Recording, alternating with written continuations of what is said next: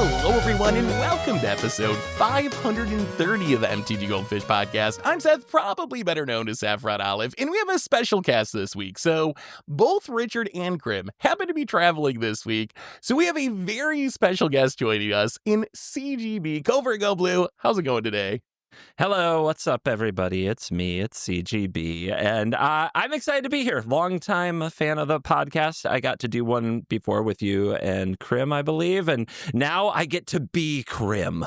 I've always wanted to be my own Crim on a podcast. Oh, good. Yes. I thought I was going to get a week off with no Crim, but... Well, you're not going to catch me going crazy about SpongeBob. That okay. You won't. I am the Squidward of SpongeBob. So there are I'm some not differences. Yeah, there are a few differences. Yes. Oh, okay, I gotta know. Do you play the meme counterspell though? Like, so with SpongeBob, the like characters, I don't care about SpongeBob or the actual name characters, but some of the meme cards I actually thought were a little funny. Like, no. Okay. I'm never going to put that in a deck of mine. If somebody slips it into a deck of mine, I might not even cast it because it's not, I never watched the show. It doesn't mean much to me. The memes are funny, but when I had Crim on my show and he told me he basically played out I was like, I don't get this meme. And like Rarin also was like, yeah, I did a show with Rarin and I was like, I don't get this meme. I'm like, okay, describe to me what happens. I play a spell, you play this counter spell. What is the meme? And he like acted it out and I was like, I would quit the game. I would rage quit right there. That's the point, right? You can get your opponent. You get a free win if your opponent rage quits, right? Think of all the win percentage. That's a great counterspell. That is a great counterspell. There's nothing I love more than a lethal counterspell, but that's below me, man. Yeah. I wouldn't do that. No, no way. So anyway, today we're going to be talking about a few different things. There's a little bit of news. We got some Deadpool Magic cards. We found out about a little mistakes and some Final Fantasy early down to South America. But then a big chunk of the cast, we're going to talk about Dragonstorm Standard. We both did early access this past week, kind of first impressions of the new cards, of the new format. And then last week, we talked a lot about bannings because they had the ban list update on Monday. But then the next day, after we did the podcast, they did a stream talking about their philosophy for bannings.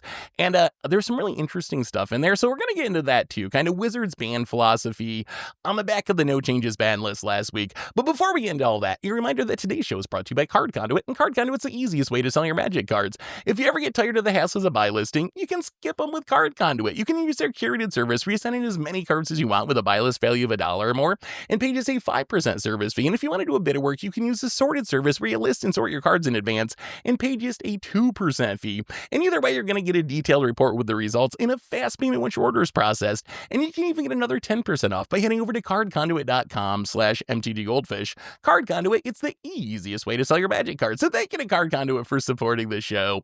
And let's talk some Magic. And let's start with the easy little topic. So we got a new secret lair. We were just talking about SpongeBob. I got to know, CGB, I'm sure you saw the Deadpool cards.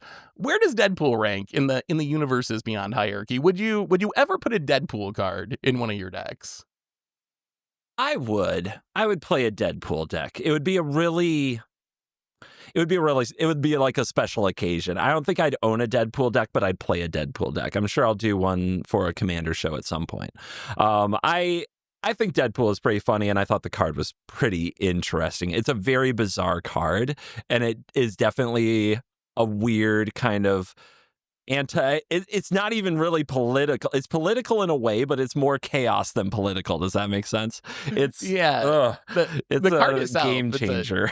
It's a 4-mana 5/3 Rakdos Human Mercenary Hero Legend. When it enters, you can exchange its text box with another creature's text box. And the text box is, at the beginning of your upkeep, you lose 3 life, and you can pay 3 and sacrifice it, and each other player will draw a card. So that is, I guess you steal your opponent's text box, and then they have this negative text box where they're losing life, and eventually you're going to have to spend mana to sack and draw a card. I got to say, the design's really cool. And that's one of the things that actually makes me a little jealous sometimes, is someone who, like, is not the biggest Universes Beyond fan. I'm kind of like, I like some of them, I don't like some of them, but I feel like Universes Beyond has given us some of the most unique card designs, especially for Legends over the last couple of years, where you have these, I don't know if Deadpool, this design, would exist if it wasn't for Deadpool coming to Magic. Like, it's hard for me to imagine Wizards ends up at this point without trying to design a Deadpool card. So I think it's really interesting to see some of the designs we've got out of Universes Beyond, at least.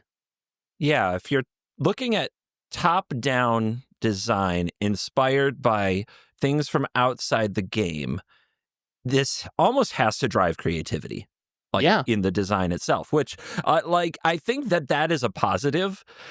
It's a positive hidden within a very nebulous, but what if you hate Deadpool?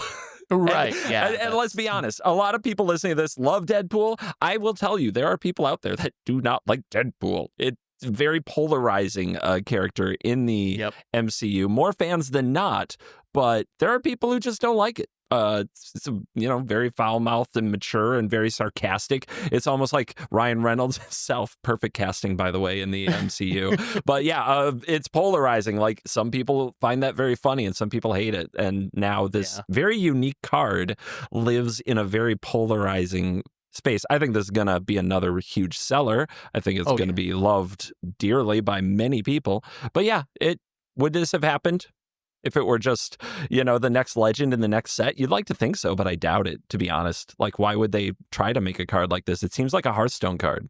It really does kind of seem like a Hearthstone card, but it also kind of excites me. I'm not a superhero person, so I don't really care about Marvel and the MCU and all that stuff. But the design of itself as a Magic card is interesting enough that I am kind of wanting to build a deck around it. Being Deadpool is not a draw for me, the character, but just the design of the card is interesting enough that I might try to build a commander deck. I know Crim is super hyped. As soon as this was foiled, he's sending me these cutouts of text boxes that you can print out and put it on his opponent's stuff, and he's just super hyped about this card. So he'll probably snag it for Commander Clash, but I could see myself building a deck around it. I'm sorry. I was supposed to be Crim. I'm supposed to be finding ways to copy this. You're supposed to cast. love this. Yes. I'm supposed to find a way to make everybody's creatures a Deadpool. Yeah, exactly. What happens if you turn everybody's creatures into Deadpool and cast Clone Legion? Do you own 15 things you have to sacrifice? Yeah, that's what I thought. Now we are all Deadpool. Perfect. Yeah, I'm not sure how all that works under the rules. This is also a very weird card rules-wise, so we're going to have to wait and see once they actually release it. But yeah, I believe it's already sold out, I think, on the Secret Lair shop. So if you didn't get them already, I guess look on the secondary market if you want your Deadpools. But yeah, that did come out in the last week. The other kind of funny piece of news from the past week, and this just came out a couple days ago, Wizards posted sent something to their distributors and WPN stores saying that they accidentally sent some Final Fantasy kits to Brazilian game stores, apparently to Brazilian distributors, who then pass them on to Brazilian game stores. And they would really like everyone to return these kits unopened, please, and thank you, at the risk of applicable penalties, whatever that means. So I don't know how the Final Fantasy doesn't release until the middle of June. So we're still a couple of months away from even spoiler season. I imagine they were supposed to send maybe Tarkir Dragonstorm, and somehow the shipments got mixed up. What do you think of all this, CGB? How do we end up with a bunch of these cards in Brazil this early? I find myself Googling if the Pinkertons work internationally. And I hate even going there. I hate going to that meme because every time I post early access anything on my channel, I still get somebody saying the Pinkertons are coming to get me. It did make that dude's story more believable. Ooh. I will say I was skeptical of the dude's story with Pinkertons when he first announced it. I was like, I don't know if I believe all this. But then seeing these boxes just show up in Brazil, I'm like, maybe that dude actually was just completely telling the truth and they randomly just showed up at his house one day. This is very early. What? This is 2 months away? Yeah, 2 months middle away. Of June. Yeah. God, this is, and Brazil. How does that happen? How does that happen? Of fun. So many Brazilian players are like, this is so ironic because we can't get cards when we want them. But now these cards we're not even supposed to have. They're showing up 2 months early. What is going on? And it's extra juicy for the crowd who, let's be honest, Wizards has canceled a lot of the things for South America. Yep. Yep, they haven't been treated well by Wizards, and now Wizards is asking nicely to please return this thing that they screwed up with. I imagine that goes over. I imagine that goes over not so well with a lot of the fan base, and there's a lot of, well, you know, I think there's going to be a lot of anti-vibes from the people who are like, I'm not sending this back. Like, why would, look what you did in the last year. And, you know, it's kind of like a trying to be an eye for an eye kind of thing from this. Is it good for the game? I don't like, see, I'm an optimist at heart, and I don't talk like this often, but I always try to circle back to what's good for the game, because at the core, I love the game. Mm-hmm. At the core, I love the game. Is it good for the game to have the Final Fantasy cards out there early in one region? I don't know if it's a big deal, if I'm being honest. Like, because like the people who want to be spoiled will go get spoiled, and the people who want to save their spoiler season and their hype for later will. And you'll have an early market to kind of test the pricing of all this. I don't know. Also true. And from what we've seen so far, the article here says pre-release kits, but then I know yesterday we had a leak of the starter kit of Final Fantasy. So I'm not actually sure these were pre-release kits or starter kits. If you read the message from Wizards, it just says Final Fantasy kits. So it's possible that maybe it was actually just the starter kit, which actually showed up on Reddit yesterday, which we're not going to get into cards or anything. If you want to see it, look on the internet. You can find it if you want to see the leak. But if it is just the starter kit, then it's probably not a big deal, because that's like a pretty new player-focused product. You're not going to have the standard staples or the Commander All-Stars showing up in a starter kit. So it might be that it's actually not that big of a deal. Although, I think you're right. If I was a Brazilian player already feeling kind of slighted and left out by changes over the last couple of years, it would be kind of tempting to just crack it open. And like, I could see how someone would end up at that point. I am of the position that I wish we never had leaks, but I also think leaks are kind of inevitable. And once they're on the internet, people do what they will with them. Like, you can't unring the bell of the internet when something's on it, so there's not much you can do about it. So I think it'd be better if we never had them. But in this case, I'd be surprised if it was like super harmful for the set, especially if it is just starter kits in the end. I wonder if we're going to have the WotC pivot to just releasing all the things that were in those kits, like properly spoiling them. I believe that happened, was it last year? It was in recent history. What was the set? Yeah, recently that did happen. I'm trying to think of what set it was, but they did do that not that long ago. I kind of hope they do. I always thought it was kind of silly that once it's on the top of like r/magic or whatever, like the top Reddits and Twitter, and everyone in the community is talking about it, I don't know what they get out of pretending like it's not happening, because like their community is already doing it. So you might as well just make it official at that point, I think. So maybe they'll just confirm it, and we'll see. It'll be interesting. But I don't think this is going to kill people's hype for Final Fantasy too much or anything. But it is funny that we ended up with kind of a big mistake here. It's funny and kind of a, yeah. Not funny, but yeah. It's funny. It's that. It's a little KEKW funny. Final Fantasy's hype is unlike anything I've seen, because I still haven't played any of the games. I did not know the fan base went this hard. It is kind of wild. Yeah, I honestly think it'll probably be bigger than Lord of the Rings. And Lord of the Rings is, as far as we know, the biggest set so far. Like, I think I didn't realize that either. I knew a lot of people who are really into Final Fantasy, like friends and people I know that play Magic. I never got into it myself, but wow, that is a hardcore fan base that really loves their game. So I think it's going to be really, really big. Anyway, let's move on and let's talk a little bit about standard. So last week, we had early access for Tarkir Dragonstorm. Wizards was nice enough to hook us each up with an account so we got to play for the day. I'm curious, what's your first impression of this set? I think it's worth pointing out, it is early access day, so the meta's a little bit different. Everyone's trying out new stuff, so it's not like we were battling against Monstrous Rage and against, up the beanstalk every round of early access, thankfully. But I'm curious, what's your first impression of the set now that you got to play with it a bit? I really like Tarkir. I like what they're doing with Tarkir. I like the omens. There's something satisfying about shuffling a fun effect that is useful back into your deck to get later, and then finding ways to recapture the omens. I played the omen dragons a lot. I built decks in every combination. of as many Omen dragons as I could cram into the deck. So basically I built dragons in every combination of colors and built around them to see what I liked. And I had a lot of fun with that. I also played Ugin most of the day. I started in Ugin and I ended in Ugin. I had Ugin in almost every deck, almost every single one. So I'm curious. So I only played one Ugin deck so far. I built a mono white Ugin deck that was really focused on maximizing how much you could go off with Ugin. Lots of colorless cards to take advantage of its static. In that deck, it felt absolutely busted. But then I saw a lot of people that are like, I'm ramping a decent amount. I'm just going to play Ugin. Maybe I don't have any other colorless cards. How good do you think Ugin is actually going to be once we get into real, like real quote unquote standard, full standard once the set drops? Like, is this a good standard card, do you think? I love the question. I love the question. I'm going to sidetrack for one moment because we have a chance to settle something right here, you and I. We do, because we battled. You battled one of my Ugin decks. It was a long game. That was a long game. It was a battle.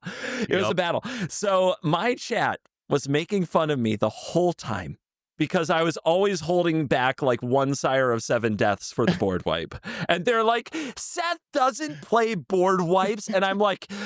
And I'm like, you don't know. You don't know. You don't understand. I watch this guy play Commander every week on Clash. I know what this guy thinks of board wipes.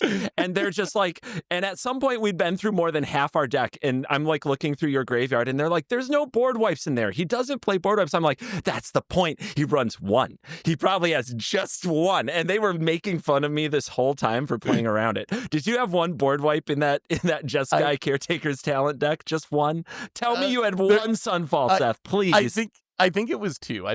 But yes, I did have, it was either one or two that I had in the deck. So you were actually correct to play around it. I think it was Day of Judgment instead of Sunfall, but still, yes, I did have like two board wipes in that deck. So you played around it perfectly. Thank you so much. This is the best day of my life. Oh my God, they had me second guessing, and the whole time I'm like, they wouldn't. You don't know how many comments they're like, there would never be a board wipe in that deck, and I'm like, that's the point. That's exactly why Seth would have one. I mean, that is good logic. Plus, like, the deck was pretty slow. It was a lot of mana rocks, not a lot of creatures. So it made sense to like have a couple of sweepers in there, right? So yeah. Yes. I was like, I guarantee it's one Sunfall. Like, that's what I was so sure was coming. That was a good game. I enjoyed it. That was. Ugin. Is it real? Nah. So the reason I had so much fun in this early access is because I completely changed my mentality. I think something fundamentally broke in me. It was wearing on me for over a year, and it broke in the Aether Drift early access of just like, I always go into these things trying to approach it like I would the meta. I've got this early chance to play the standard meta, and I love standard, and I love trying to get to mythic, or at least I have in the past. And it's a part of my content. It's a part of my character. And like in Aether Drift, I think I had a miserable time because just nothing was working for me. And it was very sad. And I think something just broke in me where I'm like, okay, I'm going into early access. I get 24 hours where Ugin might be good. I get 24 hours where all these Omen dragons might be good. I get 24 hours where I might not lose a majority of my games in best of one to Monstrous Rage. And I leaned all the way in. I played the stuff that I'm pretty sure I'm not going to get to play Tuesday when it drops on Arena. I will try. I will 100% be out there. Ugin is a sweet card, but am I going to do stuff like ramp into Ugin and then actually untap with Ugin and get to continue to spam Sire of 7 Deaths and Cityscape Leveler with my Ugin? Yeah. I don't think so. It's hard to picture a world where like the mouse package doesn't take that off the table.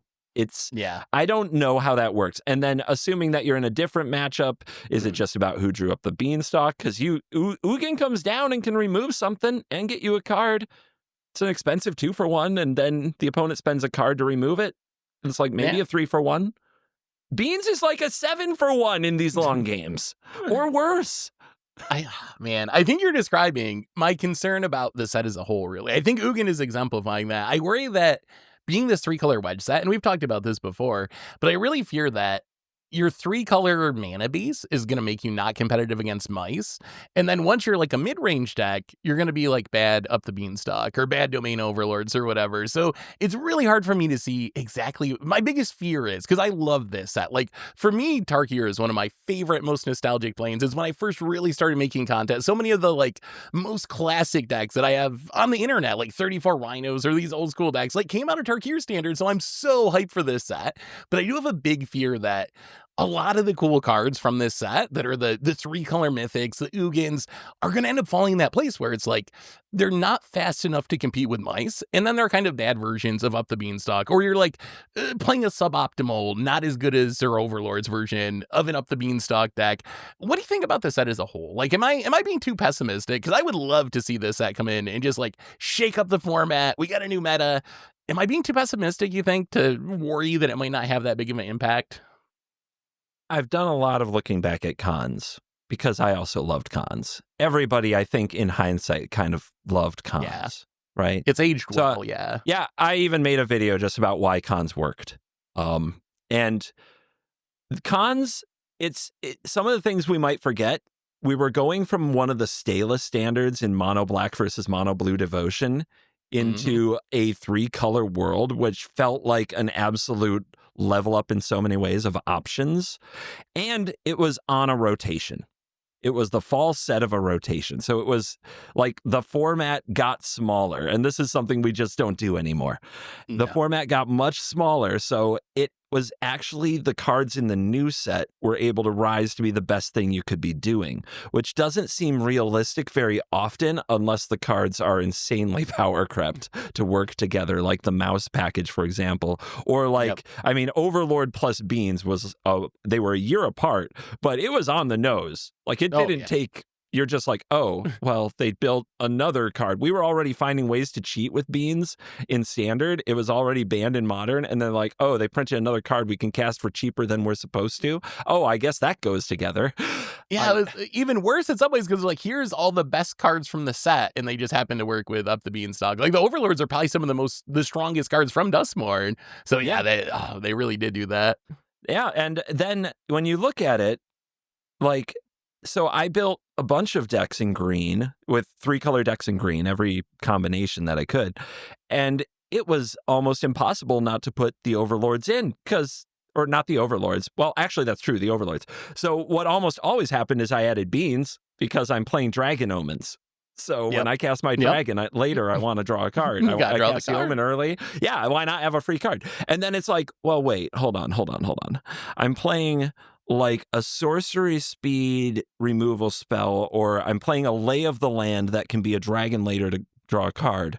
But I'm trying to justify not playing the green Overlord and the black Overlord. Like, these get you a card now and another card if you have a Beans, and they're a threat immediately.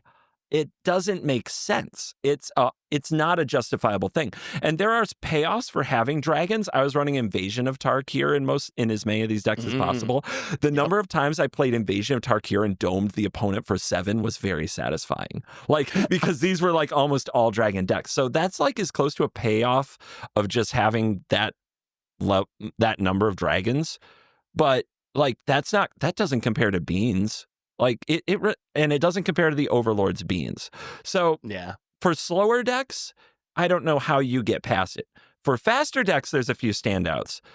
What is the name of the Mardu 4/4 with Death Touch with haste that gives you a one of those prototypes at haste when you play it? It's like a blink card. That card's a killer. Breaker. Mardu Siegebreaker. That card is a real card that will probably have an archetype. And it gets a lot worse when the opponent knows about it and can play around it with a proper 2-mana interaction. But in a format like what we played early access, and possibly in a format similar to Standard that has too many mice, that card can be a nightmare because Sheltered by Ghosts isn't an easy solution. Frenzy isn't a great solution because the exiling, I believe, already happened. Am I crazy? I believe that's right. Yeah. It's when it enters, it exiles the thing. And then when I finally got wise to what it was doing to me, and started like killing it, they get the thing back. It comes back. Yeah. Oh man, that card's actually Mardu, I think, might be for me the most impressive of the wedges during early access. Not only do you get Siegebreaker, but like the 2-drop Voice of Victory that makes the 2 mobilized tokens into like War Leader's Call is an absurd amount of damage with all the tokens coming in. So I saw some really solid looking like Mardu aggro decks. My only worry is like, you do have a 3-color mana base, so you're probably going to take some amount of a consistency hit compared to being like a mono red mice deck or even a Gruul mice deck. So you do get a little consistency issue there, but power level, I thought Mardu aggro actually looked very, very strong. We'll see if it can actually compete with mice, which I feel like mice, am I wrong to think that mice is like a historically strong standard aggro deck? Like, I was trying to think back over standard of like, I don't know, go back to Amonkhet with Hazoret, or go back through the past. Like, if you match up this mouse deck against the best mono red decks from standards past, the fact that it's doing so well in Pioneer now, with almost it being the same deck list, it has me thinking this might be one of the strongest versions of standard mono red. Like, it's probably better than Embercleave, right? Is it better than Hazoret mono red during that era? Like, I feel like it's very strong. You're asking the right guy.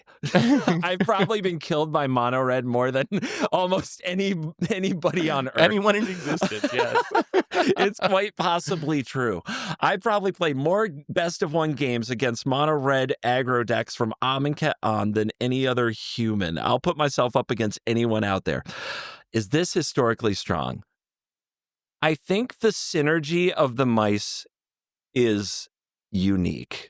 Yeah. Like you usually build your red decks in such a way that your 1-drop is basically the best power toughness for the cost and the best damage output for the cost. And Swift Spear has won that battle plenty of times, but there's been a lot of 1-mana 2/1s. And there are a lot of those legal and standard right now that don't get play. Why? The synergy is actually good. Why did Robber of the Rich synergize with anything? Not really. Not really, right? Yeah, no. It was a good standalone card, but it didn't synergize. It was a rogue. You were pumped if you got another rogue into the 60 to trigger its ability later in the game. That when you attacked with a rogue, you got to cast the spell. Like it was like cheating. It's like, oh, wow, you found a playable rogue and you got 1 copy of that in there and you got a little extra. That's nice. No synergy there. You can talk about Embercleave. What does Embercleave synergize with? Annex, because it has 2 devotion, but so would a lot of permanents, right? Torbrand, arguably more so. Embercleave just synergized with creatures, and it made you run like 30 creatures in your mono red deck instead of an extra 10 burn spells. The synergy here is historically not there in mono red. So this is new. Like the mouse package, the way that gets card advantage from targeting the challenger, the way that it grows the Heartfire hero to be a threat that is bigger than other things on the board. This is not normal. Like the way they play off each other isn't normal. Usually it's here's my 1-drop, here's my 2-drop. It was best in class for the cost. Remember when we were playing what was the Murders one that has a disguise, right? The Codebreaker. It's just there to be a 2/1 prowess for 2. Yeah. It doesn't see any play because it doesn't synergize the way the mice do. So this new ceiling, because mono red has synergy and not just best in cost, is I think what makes this deck different. And I think it's why, and it's kind of a segue, I think it's why a ban should have been looked at closer, because this is the part that's not normal. Yeah, that is a really good point, and also a great segue, because we were about to talk about some bannings. I hadn't really thought about that, though. That I think that's a really good way to look at it. That typically mono red's not very synergistic; it's just a raw power deck. Now this deck still has a huge amount of just like raw power, but it also has this synergy on top of it. So I think you're right that that's like what sets us apart compared to past mono red decks. Let's talk a bit about the bannings. You mentioned that you think that maybe they should have done some bannings in standard. And we're not going to go super in depth on the same stuff we talked about last podcast, which was we kind of reacted to the announcement. But as a bit of a refresher, last week we had a ban list update. They banned some stuff in Modern. They banned some stuff in Legacy, made a ton of changes to Pauper. But standard, no changes. And then we're going to get into this in depth in a minute. They did a stream the next day to kind of talk about this and their philosophy. But I'm curious, what would you have done? Let's go back to the ban list update. You're the one constructing this announcement for past Monday. What would have gotten banned? Is it just Monstrous Rage? Is there any argument that it should be Manifold Mouse? What about the other decks? Up the Beanstalk? What about the Blink decks? What would you have done, CGB? So I often answer this question, and I usually answer it with, I'm not a game designer, I'm just a player. Like, I'm not in charge of a format and making everybody happy. If I look at this from my perspective, I don't try to get into an understanding of the entire player base. The players I interact with the most are of two minds. They're either on Arena a lot, and that is a very specific mindset, or they're Commander players and they don't care. Well, yeah. And I would say Arena players probably have a bias towards more bannings. I think we've talked about this since they slowed down the ban list cadence, that if you're someone who's playing Arena, this is not going to be good for you because you're naturally going to want the format to change quicker. You don't have the financial ramifications of paper cards and so forth. So is that part of it, you think? Yes. I did a stream where I reacted to the ban announcement right after it went live, just reading the article. And the thing that I said that obviously resonated the most with people based on the comments and the reaction was that if you're out there grinding all of your daily wins, like getting up to 15 wins daily on Arena, if you're doing that much Arena, as a lot of my core audience has been over the years, there is nothing they can really do to make you happy. By the time the ink is dry on a ban announcement that banned the card you want banned, you'll have a new one tomorrow. Because you're playing that much Arena, and the games are just they're repetitive. The best will always rise to the top.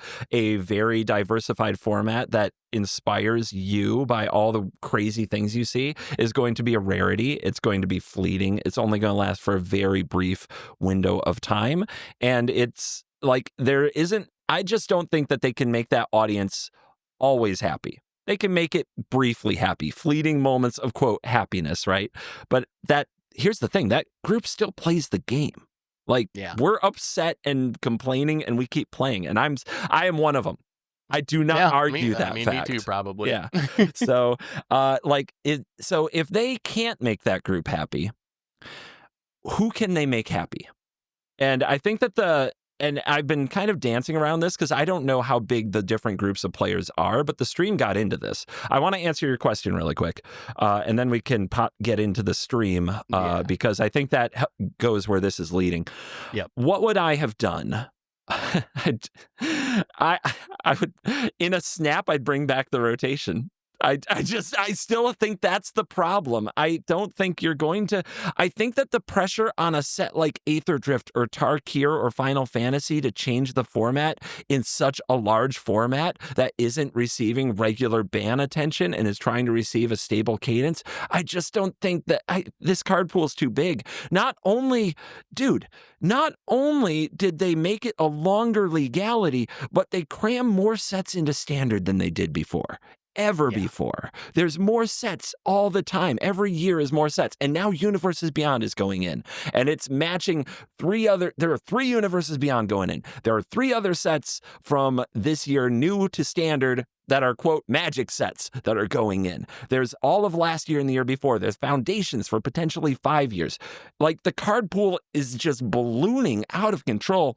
The pressure to actually impact what the best decks and cards are is so high on these sets, it's unlikely that they'll actually achieve it.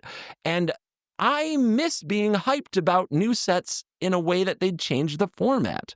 I remember, this is funny now, I think, when we were talking before, and this might be me confusing hearing you talk on a podcast, because I do listen a good amount of the time, but I feel like it was the podcast we did before, and you're just like, well, I don't really want to play these things if they're just going to get sunfalled. Yeah. Right? Like years.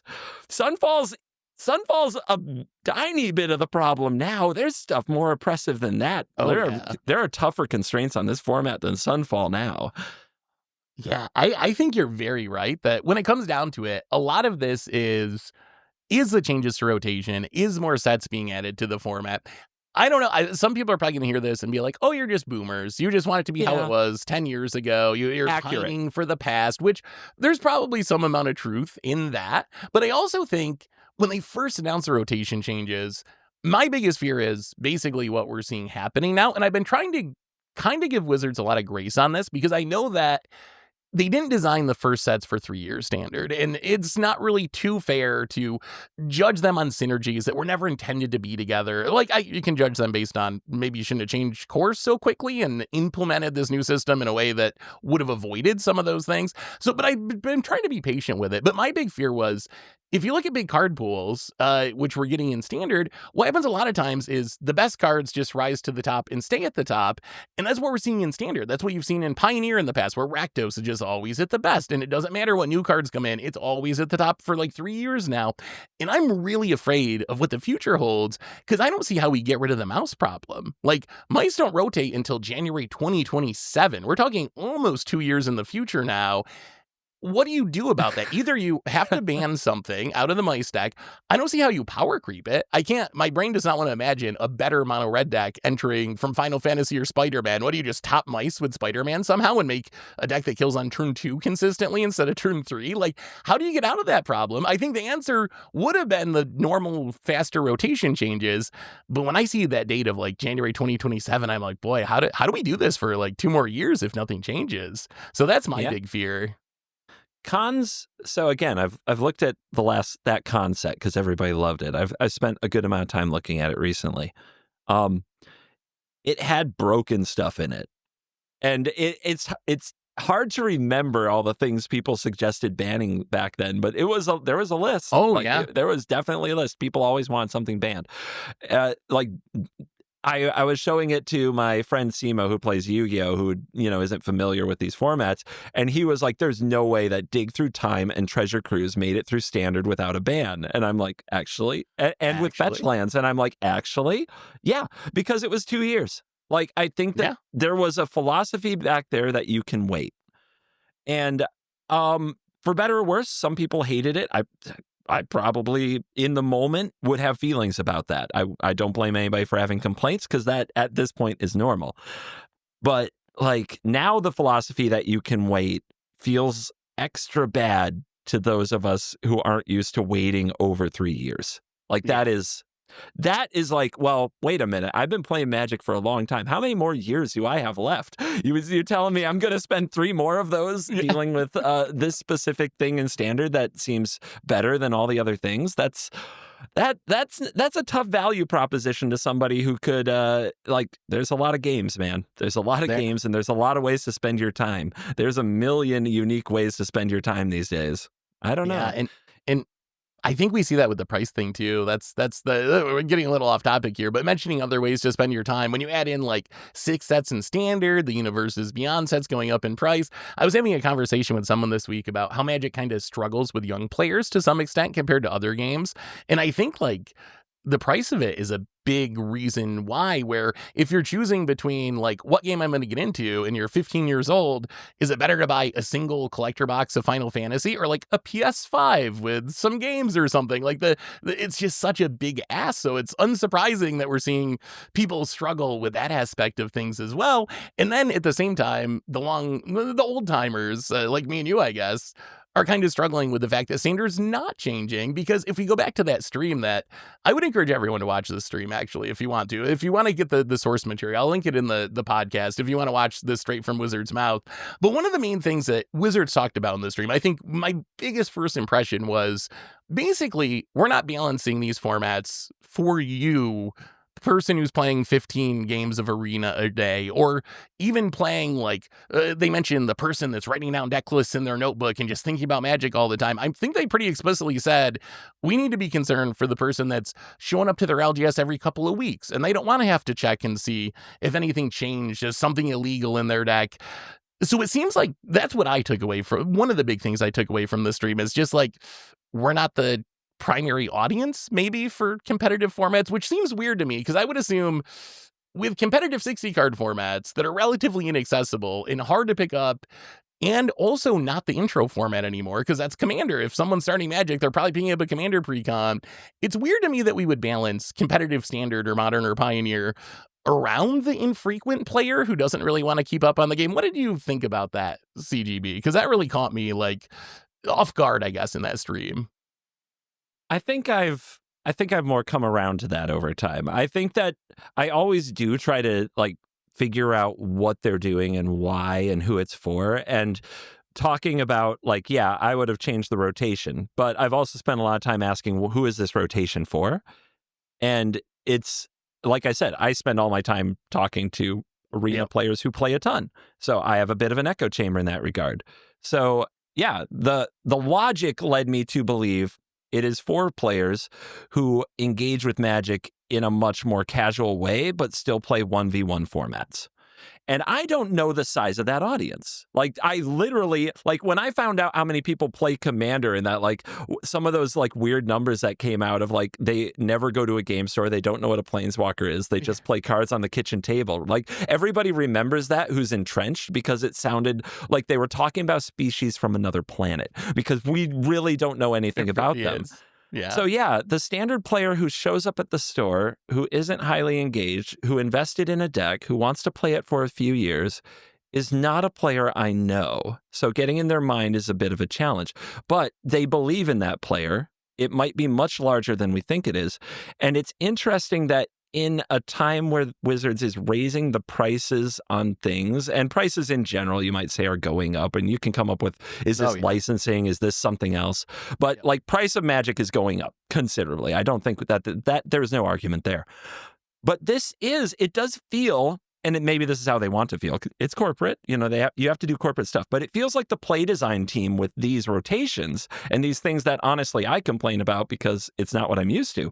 This is in a way trying to be cost friendly to the Standard player, that they don't have to reinvest. And you know, Wizards can't talk about the secondary market.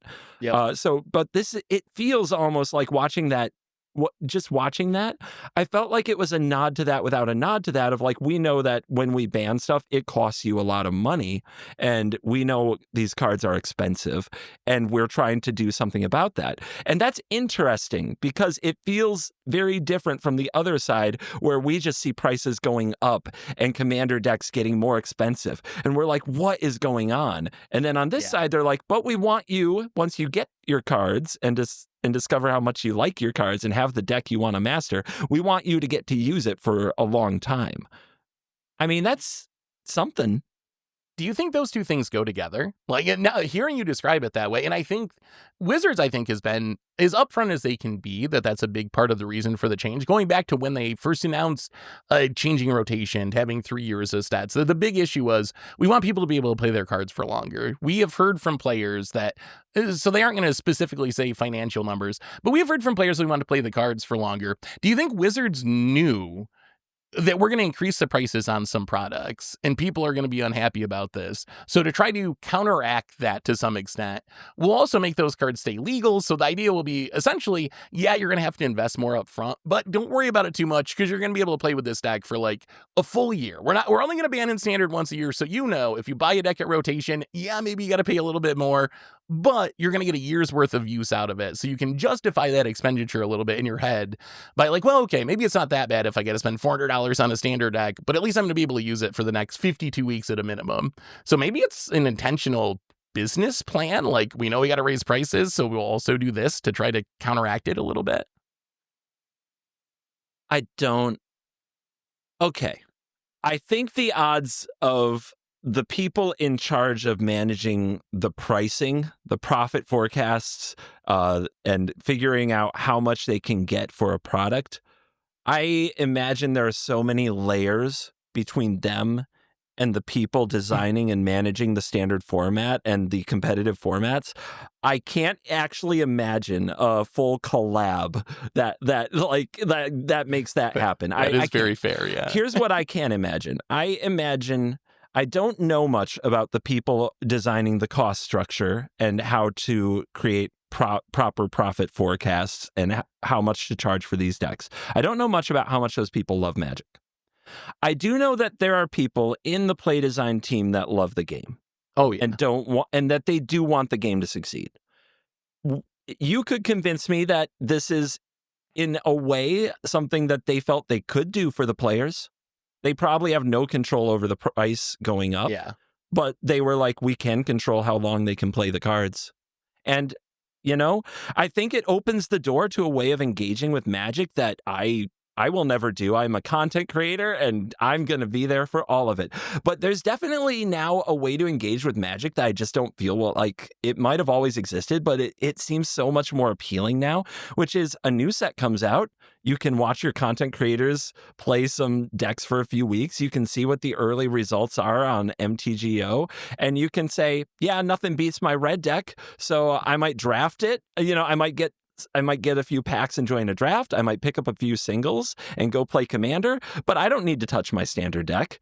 And financially, skipping sets seems not like we act like that's a failure. We're content creators. It is. Yeah. We can't afford to take 3 months off. Yep. But for the average person engaging with Magic in standard paper, taking a set off is plus $300. Oh, right. Yeah. That's a huge deal. That's a huge deal. The only thing I would wonder is how, and we don't have these numbers. I don't even know if Wizards has hard numbers on this. Maybe I'm sure they have more numbers than we do, but I do wonder how many of those players exist. Because my thinking would be, a lot of the people who are infrequent players that are going to their LGS every couple of weeks or something, my intuition would be that a huge percentage of those people are probably Commander players that are going every couple of weeks to play Commander. Commander also kind of is built in a way where you can not update your deck for 2 years if you don't want to, and you'll still have fun. Maybe you won't be as current or as up to date, but you would still be able to find a match at your LGS and have fun with that deck. So I wonder if there's a huge amount of demand for this infrequent 60 card player archetype that Wizards seems focused on. And I guess we just don't have any way of knowing, because like you said, we're kind of in some amount of an echo chamber with more enfranchised players or different groups that are our audiences. We're not going to necessarily even interact with the person who's playing at their LGS every other week, and that's the totality of their interaction with Magic. But I think it's, I don't know, what do you think? Is there a ton of those people out there? What's your intuition on that? Because my intuition is it can't be that big of a number, but that's just my gut. I could be totally off base. So a part of me says that the incredibly large corporation staking a big chunk of its success with these decisions would research this extensively. And a part of me has also been a part of that corporation structure and says, yeah, this might be some people saying we just want to do this. So I lean towards it's bigger than we think. And I still don't know how big that is. So, obviously, let's put the echo chamber to work in the comments and in the reviews. Let us know if you are that player. Do you know that player? How many have you seen in the wild? Maybe we can get some numbers somehow. But it definitely feels it's got to be bigger than we think it is. But is it as big as they need it to be? I don't know. Or the other possibility is they're hoping to turn players into that. The idea is, we have all these Commander players. We would like to get at least some of them to engage with our 60 card formats. Can we make our 60 card formats accessible to someone who right now is going every other week to their LGS to play a game of Commander? Can we make standard work for them somehow? So as we have people come in for Final Fantasy or Spider-Man or Edge of Eternities for that matter, that we can siphon some of these people into standard or Pioneer Modern, whatever, rather than Commander. So maybe the number's not huge, but they're hoping that this will increase that number, if they structure things this way. Maybe. There's also kind of a... Remember when Arena came out and we were getting the Arena fan to go play paper was that's got to be the holy grail, right? So my experience with the way that my audience has been, and just listening to other content out there, I think it's happening. It's actually the opposite. I think that there's a pipeline of paper to Arena that they are trying to cultivate. And in that sense, it's not about getting somebody casually to their LGS. It's about getting them to log on to Arena on the weekend and play standard because they don't have Commander there, and get to try these other formats. And I think that it's working. I I mean, I don't know that I don't have like numbers on if Arena's going up or down. I have the viewership, but I know a lot of people are getting into Arena and then trying to do something with Arena and then on the weekends play Commander. I've met a lot of people like this. A lot of people. And awkwardly, this stuff is probably bad for those players, right? I think we both kind of feel that slower rotation and slower banning, less changes overall to standard, probably a negative for most Arena players. I think that we don't want to confuse the average Arena player with our extra engaged Arena players that we encounter most often. It's not that the average Arena player is trying to grind out 15 wins a day. The average Arena player might get 5. I think that what we're talking about is the ultra casual Arena player. I'm trying to get into other games to keep my brain working from going into total brain rot. So I've been playing Monster Hunter Wilds a lot.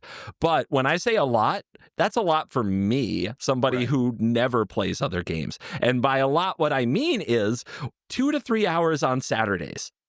Right. That is nothing to somebody who grinds Monster Hunter Wilds, right? That is nothing to an entrenched fan. That's a lot to me because I don't make time for other games that way. So that's the Arena player I'm talking about. A lot to them coming from paper and having a job and all these responsibilities that don't let them sit down and grind out Arena for hours and hours. Playing 2 to 3 hours on a weekend, playing an Arena Direct to see if they can win a box, playing a qualifier because why not? They used to go to GPs back in the day and now it's like they still have a little competitive itch they want to scratch and they just have their standard deck and they just sign up for the opens that are every like once or twice a month and that's it. Like I think that is an audience. I think that's in a way it's an easy audience because they get to do it digitally like on their time. They don't need to have an active game store for this to happen. So they can go from their play group that they meet up with casually once a week to a few more hours of Magic on the weekend. And I know this sounds crazy, but I've actually met, like I was saying, that those people who are like the casual standard players at the LGS is an alien to me. I've met a lot of these people who are like casually into Arena and 1v1 formats for Arena. So I think that might be the real pipeline that we're talking about.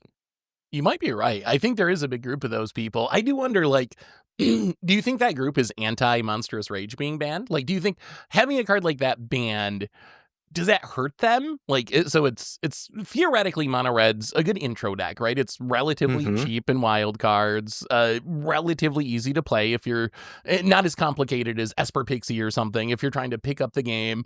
I don't know. Do you think that it hurts the casual Arena player if we did ban something like Monstrous Rage? Or do they not care because they're casual Arena players? So what do I care? I'll replace it with whatever, the next best pump spell.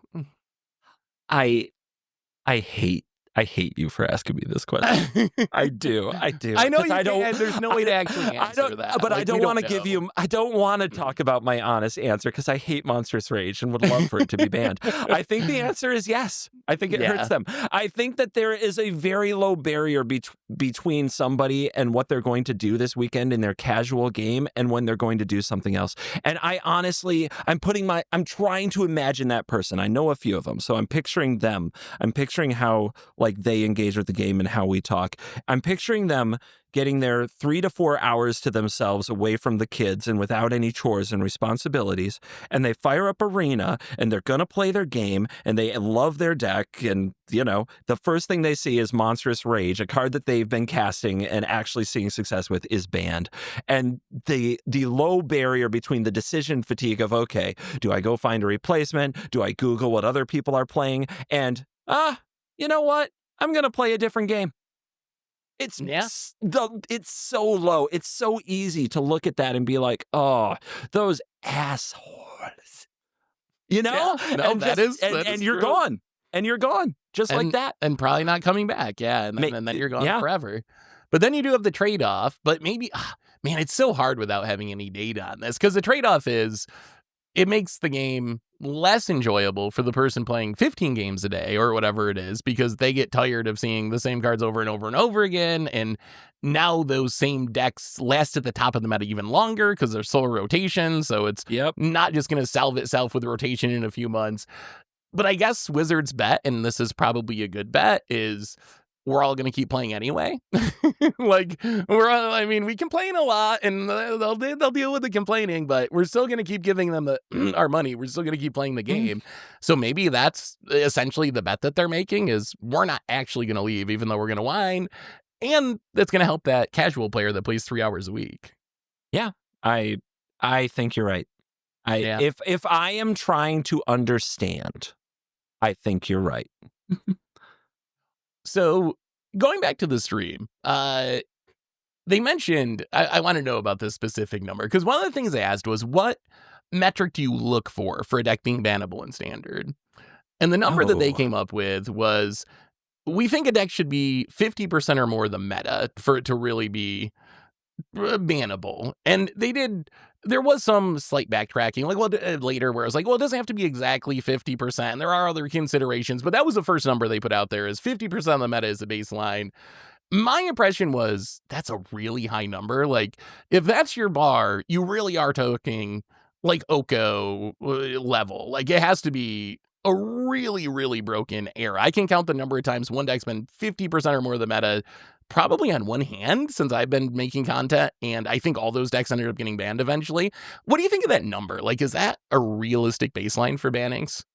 It makes sense to me for emergency bannings, if that's what they're talking about. But they were just talking about, like, obvious, we're going to take action for sure. Right. And they were saying 50%. Like. And that is, you're right, that's gross. Like, that's a high bar. That's a really high bar. It also sends a pretty clear message of, we aren't just going to take action on the 40%, but like, how much has this changed in just a few years?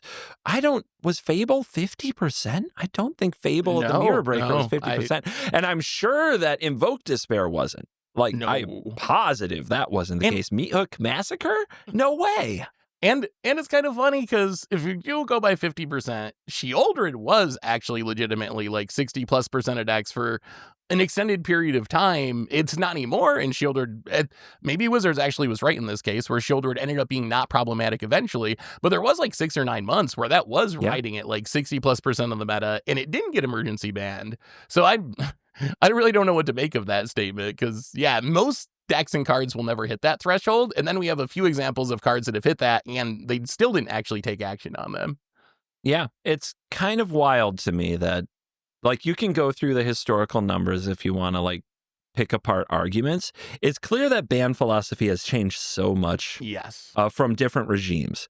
And, like, listening to them talk about ban philosophy and what people found rewarding, it was impossible for me not to turn off in the back of my mind. And this is just my natural reaction, just listening, my subconscious brain reacting is like, is this projection? Are you talking about what you enjoy in Standard or what you like in a format? Because that felt very front and center to me, and I don't know. It was just a feeling. And it's a question that I think is worth asking. It's like, the people in charge of managing this now probably, I'm sure every regime has had something that they feel about Standard. I heard something, I think it was on the Resleevables podcast, that people in Wizards used to try to balance the color black and the cards in it around Necropotence, because they felt Necropotent should always be legal in Standard. That if that is true, like, think about the mentality of that group of people, right? That's a very unique mentality. And some would say unhealthy, and some would say hell yeah. But I mean, every group is backed by people. And it's interesting that they spent time in this stream talking about, like, they didn't have data or how they did things in the past. That did feel like it was a lot of feelings and a kind of an anxiety around, are we good now? Are we supposed to do something now? And the implied opposite is that this system solves that. So you can see what they're trying to solve, and you can say these are the personalities involved, and these are their values. And you still have to wonder, is that good for the right number of people? We don't know. Yeah, we really don't. And we even saw that in some of the, like, I think Blake at one point in the stream said something about, like, a lot of players And I would even dare say a majority of players want to have consistency out of their decks. And some of those comments, nothing wrong with the comment, but it made me wonder, like, is this just Blake, like, in his opinion on things? Is this, like, data that Wizards has, and they actually have, like, collected data and they know this? It's hard to really know, like, if they're just talking objectively or subjectively when it comes to some of those things. So I guess, and what else? Any other thoughts on the stream before I ask you? I got one last question about the stream, what you think they're going to do in August. But any other thoughts before we kind of wrap things up? On the stream and the ban philosophy? Yeah, or anything. I would say get comfortable being frustrated. I know that sounds terrible, but it's pretty clear that they're sticking to their guns on this. Yes. With trying to do less bans, which does mean that if you are not inspired by a format, as I have found myself recently, you need to, I guess, seek options and things that keep you enjoying Magic. I personally love Commander. Anything's possible in Commander. It makes me so happy. And if you had told me I'd be a Commander player 5 years ago, I'd have laughed in your face. But it really is, I can take any like crazy card from a set and go do something with it in Commander. And it does feel creative and rewarding in a way that I used to find in like metagame Magic that I don't find anymore, to be honest. And other than that, like when the Brewer spark strikes, you know this, when you have the spark, chase it and don't worry too much about if you've built the best thing ever. Try to enjoy it. Try to have fun where you can. Yeah. Now that's something I learned. One of my big takeaways, not even from the stream, but from their last modern unbannings, where they unbanned Splinter Twin and all these cards. And when they unbanned those cards, I was super hyped. And so many people in chat or on YouTube were like, well, it's just going to suck again in a week. It's just going to suck again in a month. Like, what are you so hyped about? This doesn't solve the systemic issues. And that's why I realized, like, I just got to take the good where I can find it, right? I'm having fun playing Modern today. I'm not going to think about maybe Underworld Breach is going to break things 3 months from now because I'm having fun playing Magic right now. So I'm just not going to worry so much about that long-term big picture. And I'm going to have fun tomorrow when the set launches, trying out these new Tarkir Dragonstorm cards. Maybe the fun lasts for a week. Maybe it lasts all the way to the next set release. I can't really tell, but you just got to embrace the opportunities when you have it. And thankfully, Magic has a lot of formats, like you said, where if one of them is in a place where you're not enjoying it, play some Commander, try some Pioneer, Mod of Pauper. They did some huge changes to Pauper. So there's always another format to try. My last question for you on this, and this was, I think, one of the positives from the stream. I came away from it feeling like we're very likely to get changes with our 1 year window in August, July, whenever it is, because the way they talked about Up the Beanstalk, Monstrous Rage, some of these cards we've been talking about, they did talk about them as it being a tough format and there being power outliers and calling out these specific cards. I came away with the perception that unless something major changes, there's a good chance we get some bannings with the yearly announcement in July. Do you think that's, what did you think of that? Do you think we're likely to get changes in July with our once per year window? Or do you think that they would actually no changes there too?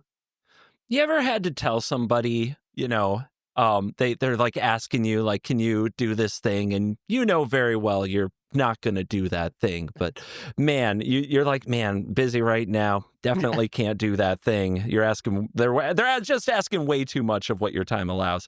And, and then, so you're like, yeah, I definitely can't right now. I'm doing a lot of stuff.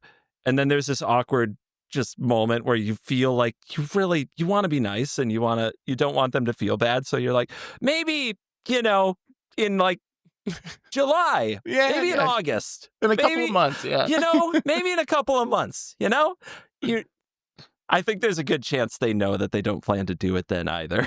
But that's what I got. That's exactly what it felt like.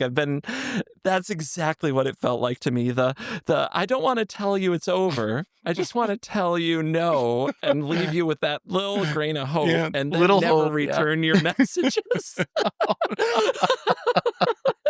Oh no! I guess now that you say that, it could also be that. And last year there were no changes with the once a year window, so I guess it's not a big sample size, 1 year of history, but it's not like they they obviously don't feel like they have to change something just because it's a once-a-year ban window. Because last year they didn't make any changes, and arguably that was correct at the time, because I think Shieldred and Atraxa were the two cards they were talking about the most, and they honestly haven't broken standard over the past year.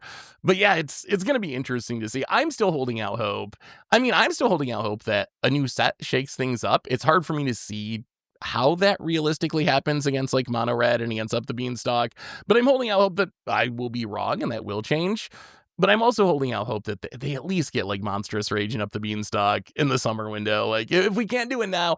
And I will also give Wizards credit, because I've been very critical of them in the past for announcing things and then changing course like 6 months later, and doing that repeatedly, like in kind of training the community to like, don't take our announcements super seriously. I remember when they announced all these rotation changes and less bannings, the reaction inside Goldfish from a lot of people was, yeah, whatever, they're going to change in 6 months anyway. Wizard says stuff all the time. We know not to like take it too seriously.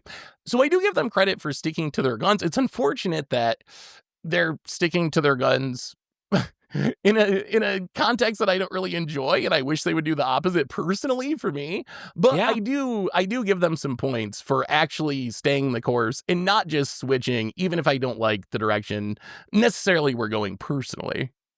Yeah, you're right. It's frustrating when you see so many things where it feels like they are flying by the seat of their pants, and we're like, you could stick to your guns there, it would help a lot of people. And then the thing that annoys us to death, that's the one like, you gotta stick with. Budget. But... It's like, well, good for you. You're steadfast. Bravo. I'm remembering something from the stream. I don't know if it backtracks us too much, but I wanted your opinion on this. Yeah. The statement that you can beat Monstrous Rage if you want to.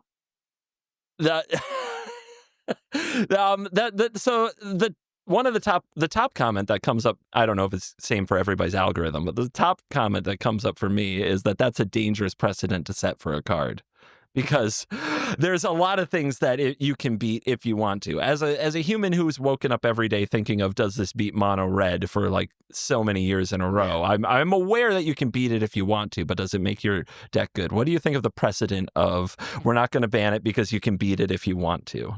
I think that's just a silly way to look at things. Like, I just don't think it has much practical value. Like, sure, I think, I don't know if I can think of many Magic decks that are truly unbeatable. When someone says something's unbeatable or true zero, I imagine that most of those decks, at least since I've been playing Magic, if you actually just build a deck that is 100% focused on beating that deck and willing to take an L against everyone else, I think most of the time you could do that. And I think that's also true of the Monstrous Rage decks. I think I've made some meme videos where it's like, I'm going to build a deck that's 100% against Mono Red and going to lose to everything else. And I think you can do it. Maybe in Magic, nothing's 100% because you're going to get mana screwed eventually. But you know what I'm saying? Like, I think you could put 60 cards together that would give you a very favorable matchup against Mono Red.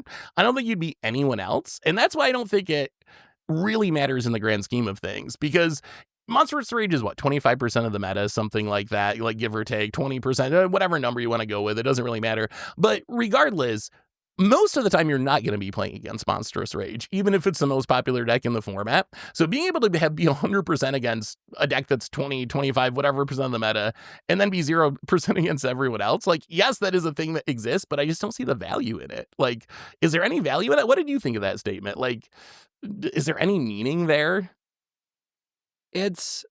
I can see the appeal of being aspirational. Somebody out there saying, I hate Monstrous Rage, please ban this, saying you can beat it, and seeing if that's the type of person who needs that tough love coaching to then get up, do a Rocky montage, drink an egg shake and get buff, and then go to their arena client and just, okay, 4 cut downs, 4 Elspeth Smite. All right, 4, just 4 Rides End. We're going to add Not on my watch. Yep, we're going the whole distance. And, because I honestly feel like that's me way too often. So I see the value in saying that to that person who might see the format that way. I think experienced players know. So I just pulled up standard meta rates on Arena. Yeah. And it says the number 1 win rate today, by the way, in best of 3, this is not best of 1, best of 3, is Mono Red with a 62% win rate in best of 3 on Arena. So I actually was looking, I don't know if that's untapped.gg or whatever site it is, but I was looking at Untapped, and that win rate's been pretty consistent, like going back weeks or months now, like high 50s to low 60s. So it's not like it just spiked up today either, and this is like the best day for mono red. It actually has been running like high 50s, low 60s from what I saw for like the last few weeks. Yeah. It's something, and even when it's not the most popular deck. So if you just go from like gold to mythic as your range, then 4-color domain actually overtakes it as the top deck as popularity. But mono red still has the best win rate, and it's not particularly close. Back to that quote again that you brought up. I will say I've softened on it a little bit since I first watched the stream. I will say when I watched it the first time, it kind of came across a little bit like get good in franchise players. Can you see any of that in there where it was kind of WotC being like, y'all got to stop complaining, you're then franchise players. This isn't really about you. We want to balance it for the less frequent players. And y'all should just get good and figure out a way to beat mono red because the tools are there. So actually it's a you thing that you're not actually solving this problem because all the tools exist. That's a not very charitable interpretation, but that was when I was kind of riled up and angry the first time I watched the stream. That's I did hear a little bit of that. No, I get what you're saying. There's a little get good there. Like if you can, like if you're gonna be the person complaining about Monstrous Rage, go like instead build your deck in such a way to beat it. If it's not winning as often, people will play it less. I mean, is that even true with their casual approach? Does that even make sense that you can beat mono red out of the format? I don't know, how do you man. beat it out of the hand of the person that only plays every other week and doesn't want to change their deck? Like, I assume that those people would keep playing whatever deck they built because that's the whole idea. Yes, that's a little bit of juxtaposition there. What's the word? Anyway, yes, there's a little conflict there. There. I see what you mean. That's interesting. I also thought there was a little conflict with talking about how the casual or infrequent players, whatever we want to label them as, the person that plays every other week at their game store, how they really don't want to change. They don't want to have to keep up on the meta or think about what's legal, which is probably true. But I found that funny in the same year when they're going to 6 standard sets a year, because doesn't that also kind of like force the hand of casual players to keep up more than they would have had to in the past when it was only 4 sets a year? Like, sure, maybe your stuff's not getting banned, but you're still going to have a new set release, which is going to be a new meta, new cards showing up. Maybe you need to update your deck. So I feel like the proliferation of having more sets a year kind of works a little bit against the goal of letting casual players have decks that they don't really got to keep up on and they can just pull out of the closet every couple weeks and play and be good with. Well, it doesn't hurt if 2 of those sets don't make an impact on standard. It's fine, right? I mean, obviously that's not their goal. I honestly think that that's 2 different sides of the corporate world working, not necessarily in tandem. So I think you have the side that has already decided that there are going to be 6 sets in standard because they have sales numbers to meet, and then you have the other side that they didn't have anything to do with that decision, and they're making the best of it. Yeah. I think that's true. From what I know about WotC, there's sometimes not a lot of a surprising lack, it seems like, of internal communication between different like factions and groups. You like to think like, oh, it's WotC, they're all one company, that everyone's on the same page, but that's not really how big companies necessarily work. And this group working on one thing might not necessarily know what this group is doing, and vice versa. So, and that's not just WotC. I think that's big corporations in general, but. Indeed. You the more you're around and impacted by their decisions, and like the more you kind of get used to the parts that don't make sense, and you can be like, yeah, those 2 departments weren't talking to each other when this happened. Yeah. Anyway, I think that's going to bring us about to an end of our podcast for today. We went a little bit long, but we had a lot to talk about this week. So CGB, where can people find you? I'm sure most people already know where to find you, but if they don't know where to find you, where can they find you on the internet? Look for the Covert Go Blue YouTube channel. That's the easiest place to find everything that I do. I have a variety of different videos, all part of one feed, so you can decide if you want the occasional Monster Hunter monster fight, or if you want Commander MTG, or if you want Arena MTG. I also have some podcasts. The Covert Go podcast is a feed that is on Spotify, Apple, and iHeartRadio, and it's my episodes that I do with guests, doing just basically talking about all types of card games. So wait, it's a lot of fun.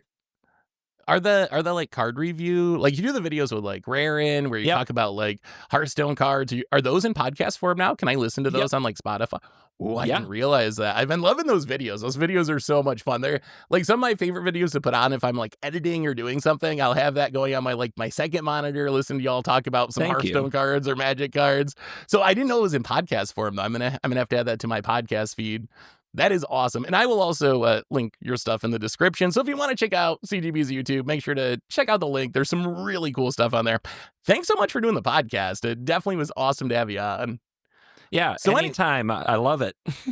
Yeah, I'm sure I'll get you back again, because even before the cast, we were talking about random stuff, and we have so much to talk about, so many different topics, so I'm sure we'll do it again in the future. But anyway, everyone, that brings us to the end of episode 530 of the MTGGoldfish podcast. Thanks again for CBG for hanging out. Thanks to everyone for listening. Thanks to Card Conduit for supporting the show, and we'll be back next week with the whole crew I think should be back in town. So until then, have a great week, everyone, and this is the crew signing out.